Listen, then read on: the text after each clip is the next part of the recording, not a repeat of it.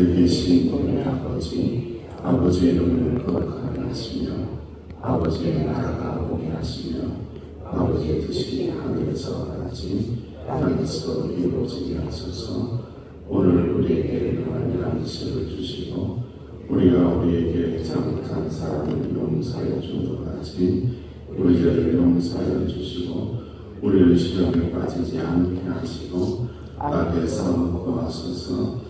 나라와 권능과 영광이 영원히 아버지의 것입니다. 아멘. 찬송가 279장입니다. 279장.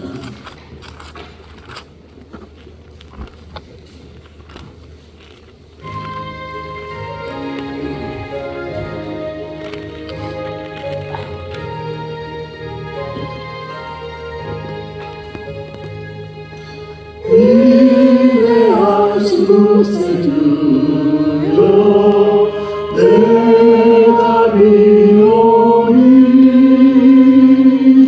죄인 원하실 때에 날 부르소서. 주여 주여 내가 믿노니 죄인 원하실 때에 날 부르소서. 자비하신 보좌 앞에 엎드려 자복하고 회개하니 믿음 주소서. 주여 주여 내가 믿노니 죄인 원하실 때에 날 부르소서.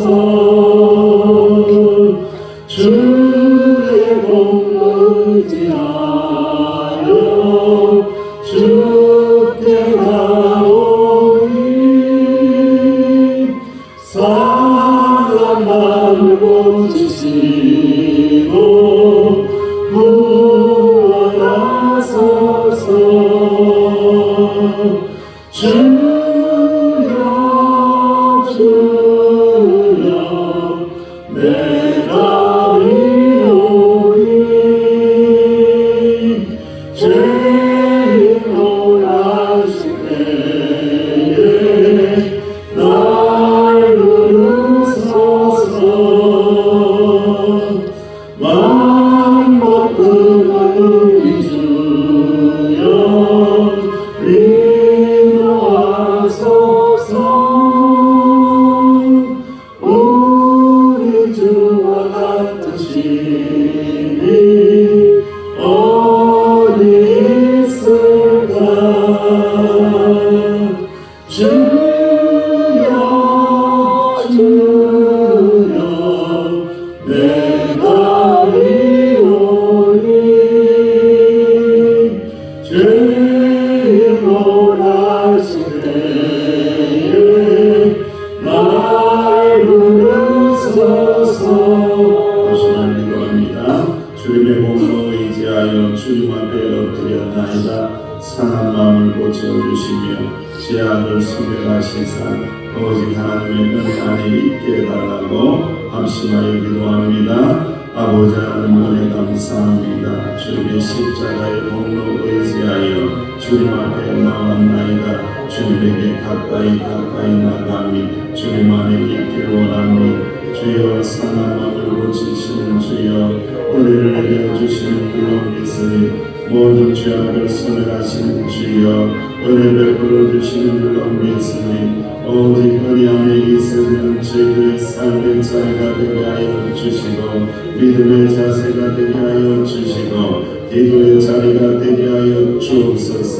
이 새벽에도 인내하신 주님을 의지하오니 주여 주여 주여 우리 기도에 응답하여 주옵소서. 말씀의 깨달음을 허락하여 주시옵소서. 주님 감사합니다. 감사합니다. 주님 예수님의 이름으로 감사하며 기도하옵나이다. 아멘. 하나님의 말씀 로마서 3장입니다. 로마서 3장 9절에서 21절까지입니다. 로마서 3장 9절에서 21절 우리 함께 봉독합니다. 시작. 그러면 어떠하냐? 우리는 나오냐?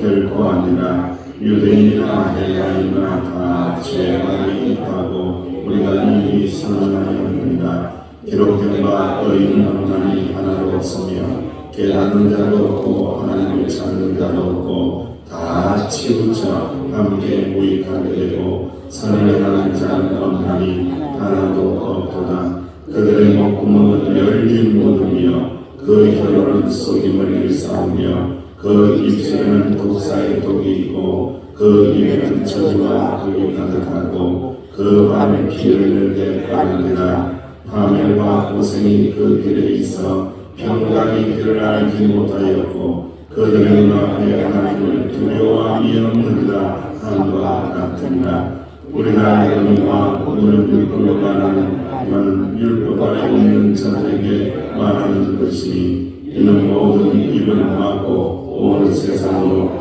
하나님의 심판하게 있게 하리라. 그러므로 율법의 행위로 그의 앞에 의롭다 하심을 얻을 육체가 없나니 율법으로 죄를 깨달음이니라. 이전 율법 외에 하나님의 의가 나타났으니 율법과 선지자들에게 증거를 받은 것이라. 아멘.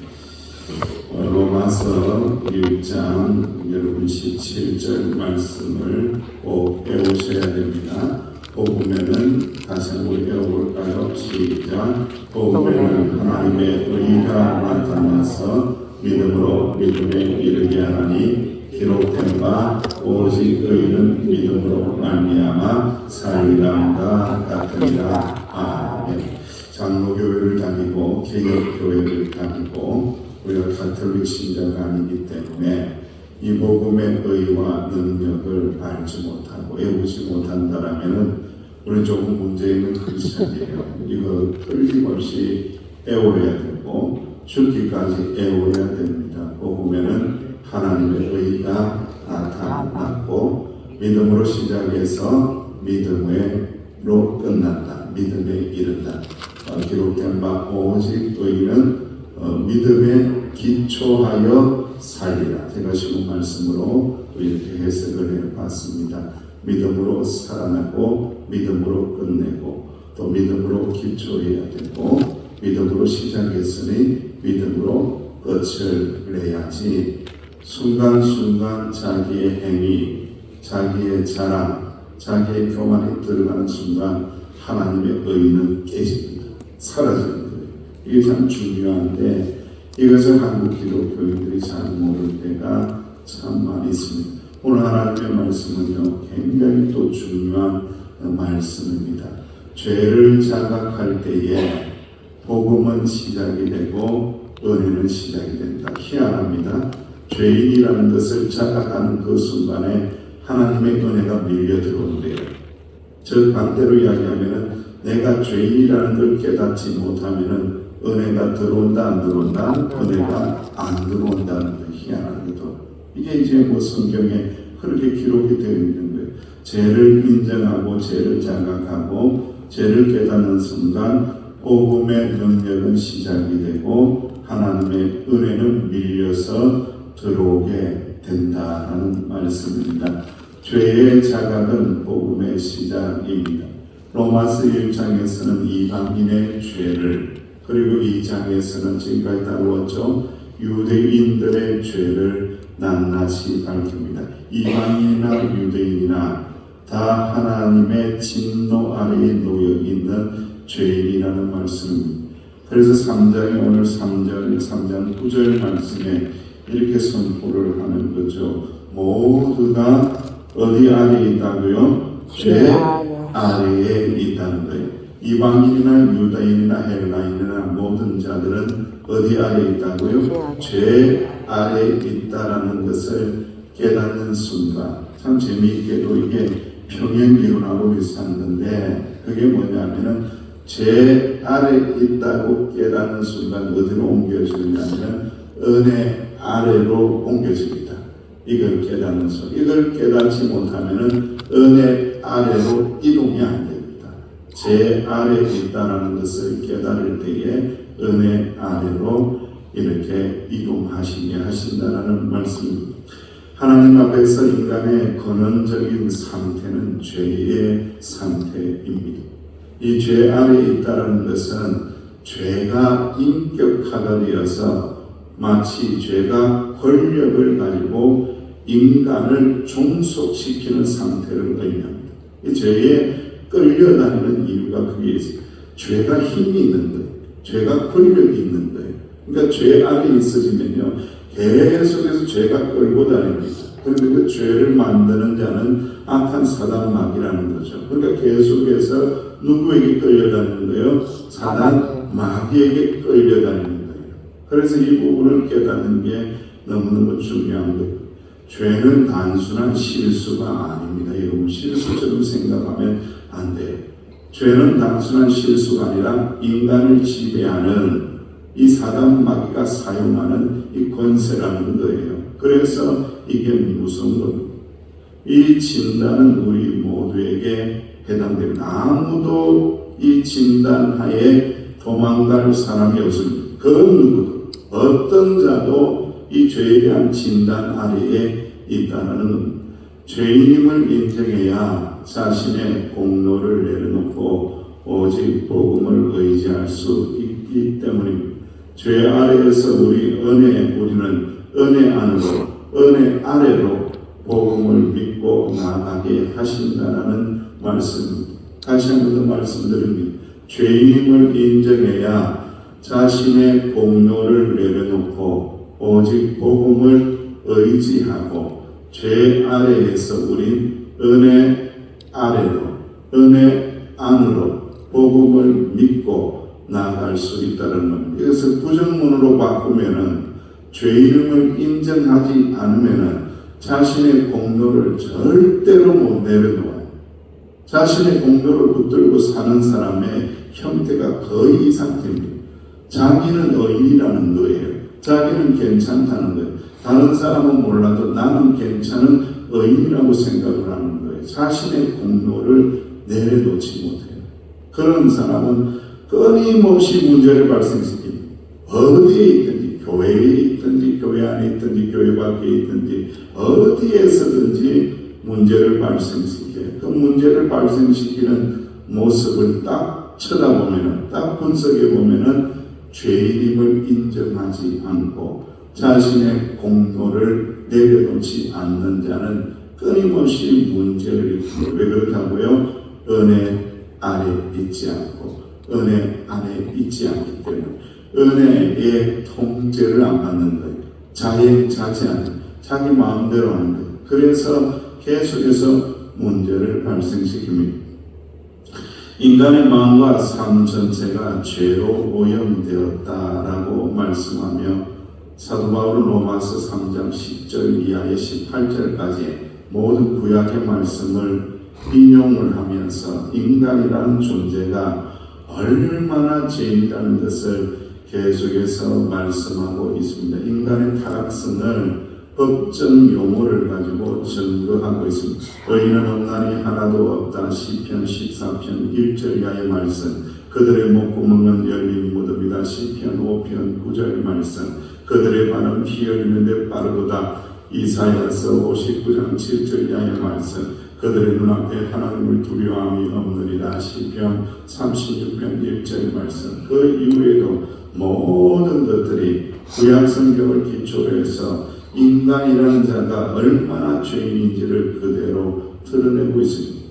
여러분 13절 말씀을 한번 보세요. 그들의 목구멍은 열린 무덤이요 그 혀로는 쏘김을 일삼고 그 입술에는 독사의 독이 있고, 여러분 독사에게만 독이 있는 게 아니에요. 사람의 입에도 독이 있습니다. 이 사람의 말을 가지고 사람을 죽이고, 사람을 배퇴시키고, 사람을 교회에서 멀어지게 만들고, 하나님에게서 멀어지게 만들고, 신앙생활을 못하게 막습니다. 입에서 독이 나옵니다. 독을 가지고 사람을 죽입니다. 그런데 믿음이 튼튼한 사람은 그 독을 이겨내는 그런 항생제도 있고 능력이 있는데, 믿음이 약한 자들은요, 그 독침 맞으면 쓰러집니다. 그래서 교회 안 나오는 거예요. 교회 못 나오시는 거예요. 거의 다 이 문제가 교회 안에 굉장히 많이 있어요. 독사의 말과 같은 그 말에 찔려서 쓰러져서 이기지 못하고 신앙생활을 포기하는 사람이 있다는 거예요. 그만큼 우리 인간이라는 존재는 정말로 죄인 중에 죄인이라는 것입니다.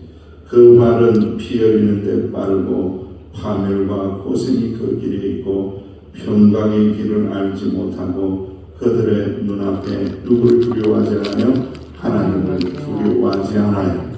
교만한 자들의 특징입니다. 하나님을 두려워하지 않습니다. 교회를 두려워하지 않습니다. 이 교만한 자들은요, 전부 다가 하나님을 두려워하지 않아요. 하나님 머리 꼭대기에 앉아있어요. 그러한 자들은요, 파멸밖에 없다. 그러한 자들은 고생밖에 없다라고 선포하고 있습니다.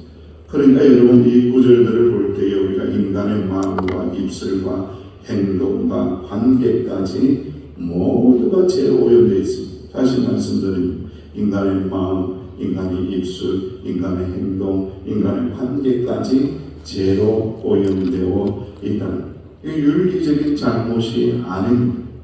하나님을 삶의 주인으로 인정하지 않고 자기 자신이 기준이 되는 사람들의 전형적인 모습입니다. 그것이 바로 죄로 말미암아 드러나는 것. 자기 자신이 주인이 되고 자기 자신이 기준이 되고 복음이 기준이 될 때는 달라지는데 변화가 일어나는데 그렇다는 것. 존 칼뱅은 이렇게 이야기합니다. 하나님에 대한 경외심은 우리의 사악함을 견지하는 끈이 된다. 우리를 묶어버린다는. 하나님을 경외하는 믿음을 가지면요, 우리가 그런 행동 못하게 막아버리고 그런 말을 하지 못하게 묶어버리고 모든 제동장치가 되고 브레이크가 발생이 된다는 거예요. 브레이크를 잡아주신다는 거예요. 그런데 하나님을 경외하지 않으면 브레이크가 없어요. 이게 끝장을 봅니다. 어디까지 파멸과 고생까지 나아가게 되는 겁니다.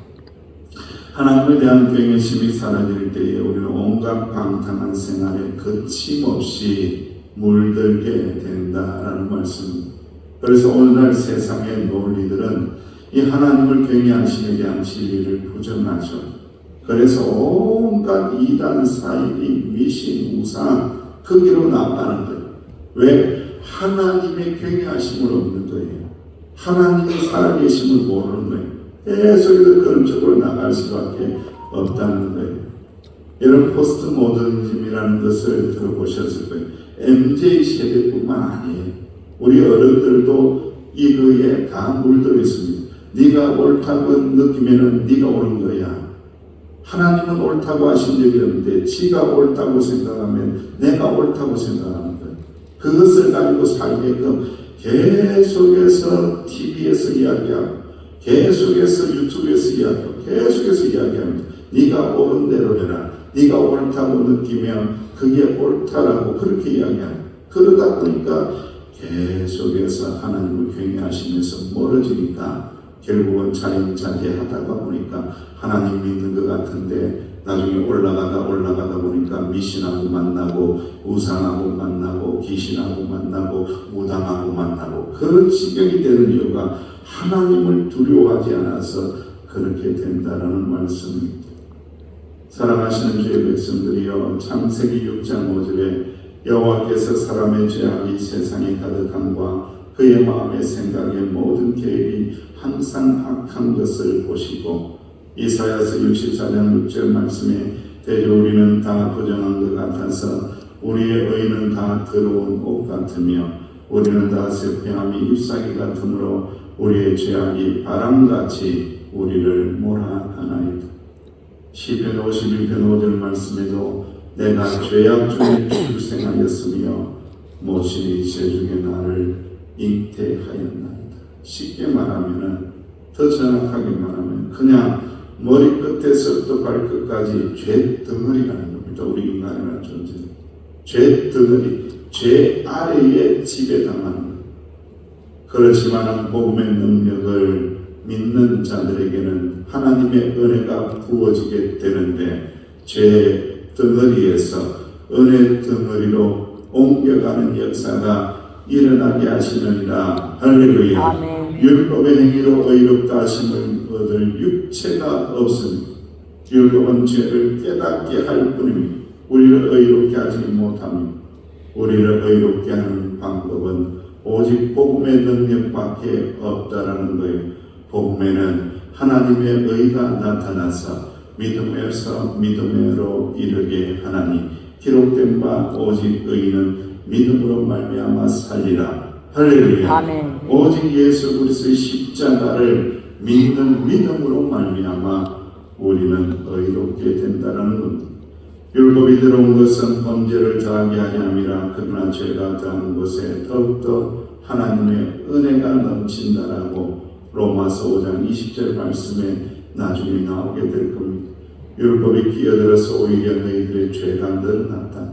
그러나 그 죄가 늘어난 곳에 하나님의 은혜가 임할 때에 하나님의 은혜가 넘쳐나게 하시느니라. 할렐루야. 아멘. 성도가 누굽니까?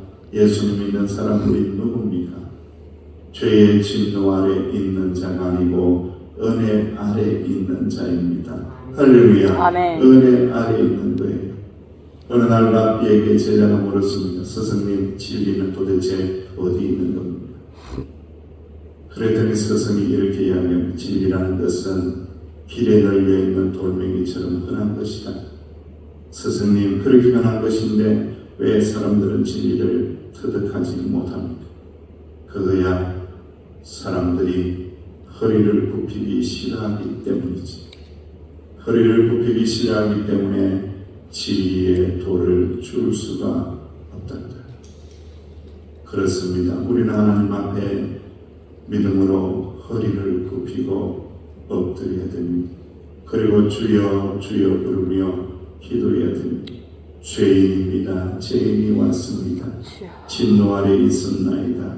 주여 복음의 능력으로 덮어주시사 은혜 아래로, 은혜 안에 살게 하여 주옵소서. 은혜롭게 행동하고 은혜롭게 말하고 은혜롭게 생각하고 은혜로운 관계를 맺으며 살아가게 하여 주시사 생명을 살리는 하나님의 사람이 되게 해달라고 기도하며 나가시기를 주의 이름으로 축원합니다. 아멘. 아버지 하나님, 죄 아래에서 복음의 능력으로 의지하며 나갈 때에 은혜 아래로, 은혜 아래로, 은혜 안으로 이사할 수 있는 저희들이 되게 하여 주옵소서. 아멘. 주여 주여 부르며 기도할 때에 하나님의 은혜를 충만하게 부어주시고 복음의 능력으로 무장하게 하여 주실 줄 믿사옵고 아멘. 예수님의 이름으로 기도하옵나이다. 아멘. 말씀을 붙잡고 죄 아래 아니라 은혜 아래 있기를 원합니다. 주여 주여 부르며 기도하시기 바랍니다.